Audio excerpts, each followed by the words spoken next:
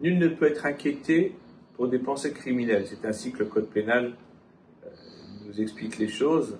Et la seule exception à cela, c'est la législation antiterroriste qui a voulu que, désormais, quand quelqu'un, à Dieu ne plaise, projette des actions terroristes, il puisse être justement inquiété pour cela par les services de police. Eh bien cela, ça trouve sans doute sa source dans le droit hébraïque, puisqu'on nous dit qu'on ne peut jamais juger quelqu'un pour des actes répréhensibles qu'il n'a pas commis. Et pourtant, il y a une exception, de prime abord, c'est celle du fils rebelle, le Ben Soror Moré, qui va être explicité dans la paracha que nous allons lire cette semaine, Kitetsé.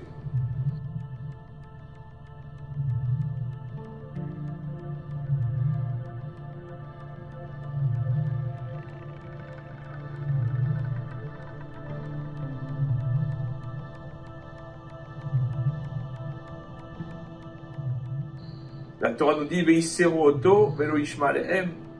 Le fils rebelle va être titillé, il ne va pas écouter. Vergamou, Kolanchiro Bavadim, va mettre, il sera mis à mort par toutes les gens de sa vie.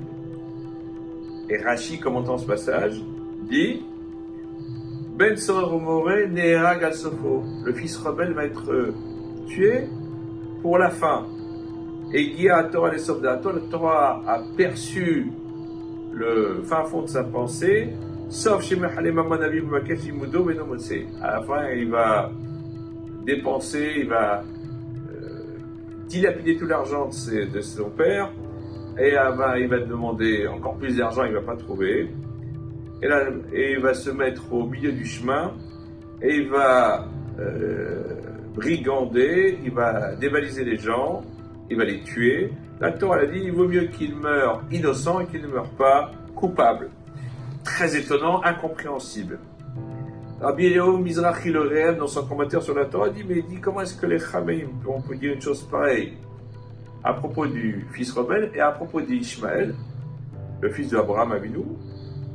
Eh bien, Akadosh Baruch Hu lui-même, Dieu, n'a pas agi ainsi, comme on voit dans le texte de Bereshit, dans la Genèse, le chapitre 21, le verset 17. Dieu a entendu la voix de l'enfant, c'est Ishmaël, dans l'état où il se trouvait. Rachid dit, dans l'état où il se trouvait, c'est-à-dire qu'à ce moment-là, il était innocent. Et le Midrash rapporte une dispute, une discussion dans le tribunal céleste, et les anges disent, mais écoute, celui-là, il faut le liquider, il va faire du mal à tes enfants à Israël. Et réponse de Dieu, d'Hachem, mais Hachem ou Sham, est-ce qu'aujourd'hui il est innocent ou coupable? Il est innocent. Donc on ne peut pas le tuer pour les actes répréhensibles que ses descendants commettront dans le futur. Donc on voit bien, nous dit le Réhem, que d'un côté, on ne juge pas quelqu'un pour ses actions répréhensibles, pour lui et a fortiori pour ses descendants, alors que là, c'est exactement ce que l'on fait. Le Maharsha, dans son commentaire sur le Talmud, le traité Rosh Hashanah en 16b, nous dit en réalité, voilà la différence. Le fils rebelle, est jugé pour lui-même. Alors que pour Ishmaël, ce n'est pas lui que les anges ont voulu juger, mais c'est ceux qui vont être commis dans le futur par ses descendants. Et donc, dans ce cas-là, on peut effectivement dire, pas Ashirusha pour ce qu'il est là.